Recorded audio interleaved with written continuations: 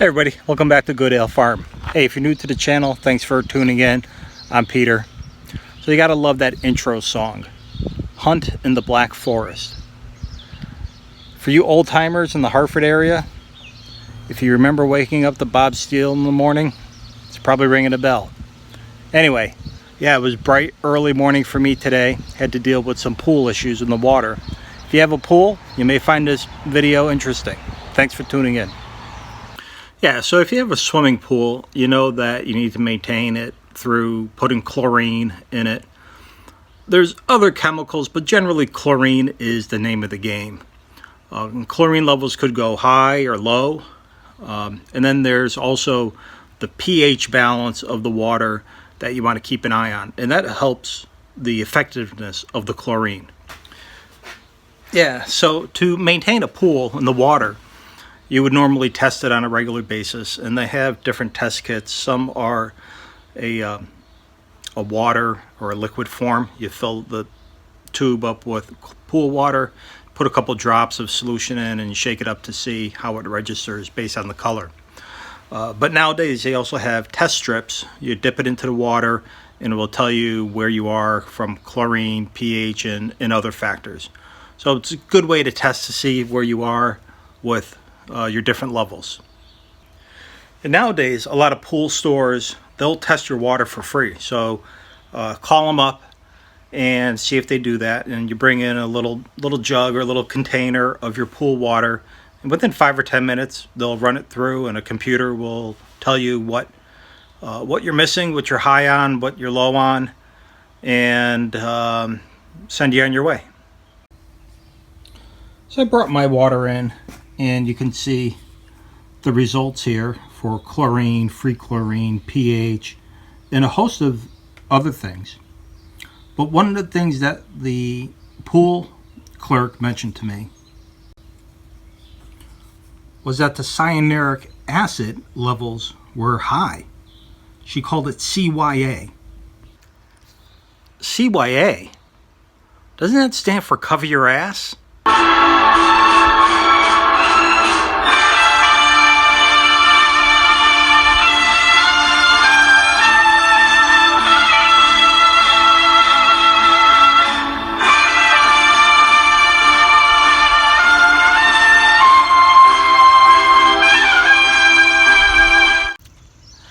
Yeah, so what I come to learn is CYA, or cyanuric acid, is actually something in chlorine intended to actually stabilize the chlorine.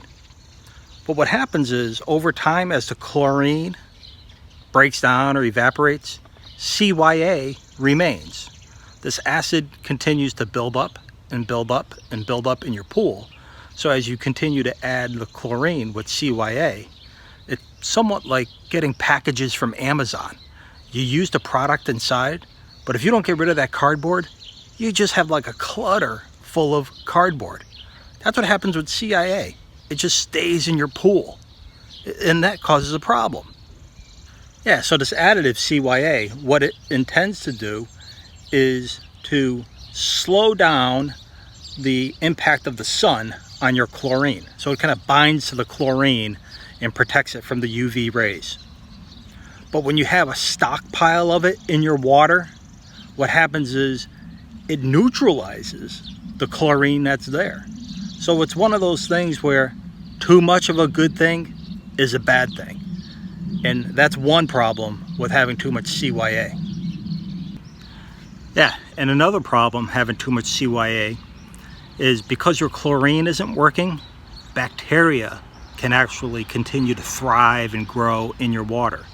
Even though your water's clear, what you don't know lurking in there is higher levels of bacteria. And one sign you can see is if you start developing black mold. Like a black residue. If you look in the cracks and crevices, sometimes that actually forms. So that's one sign that you have possibly too high CYA. And then lastly, having all that, say, toxicity in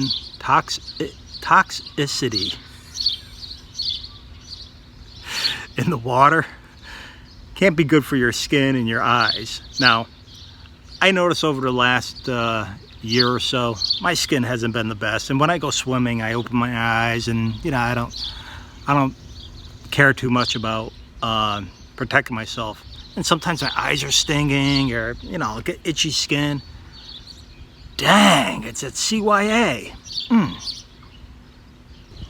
So I learned something new, and I did my research on Google, and what I come to find is there's only one true, proven, quick way to lower the amount of CYA in your water, and that's to drain your water down to a considerable level and actually replenish it with fresh water.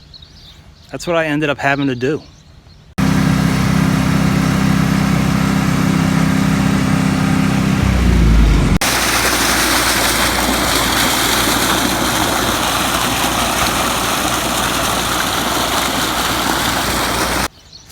Yeah, so we got the report on Friday and did my research Friday night into Saturday. Called around water companies. So there's these companies that actually deliver water in this big tanker truck.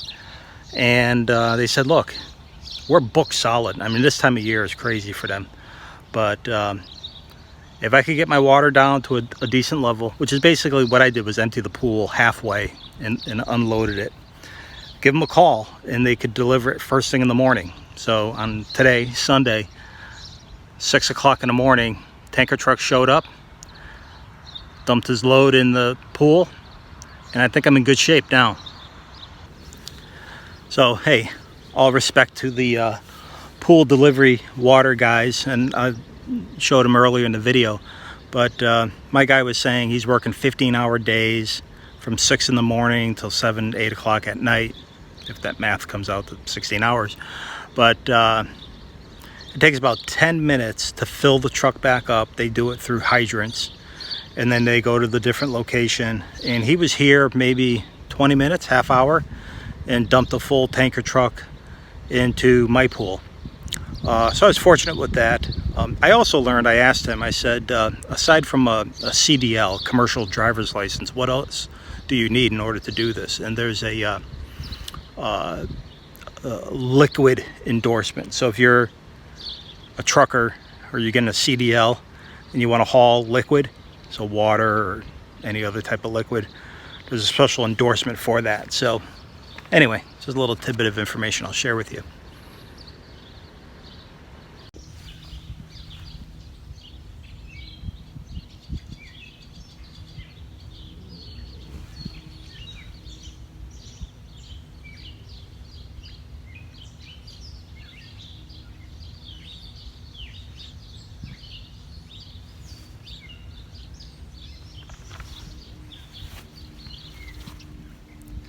Never get tired of seeing that horse scratching their back, just enjoying the day. That's good stuff right there. Okay, so that's today's video, everybody. I'm so happy you joined in today, shared it with me. Hopefully you enjoyed the video as well. If you're new to the channel, please subscribe, and if you're regular and haven't subscribed, please do so. Jeez, allergies, it even affects horses. And also, give me some comments, likes or unlikes. And until next time, hope you're having a great day. Thanks.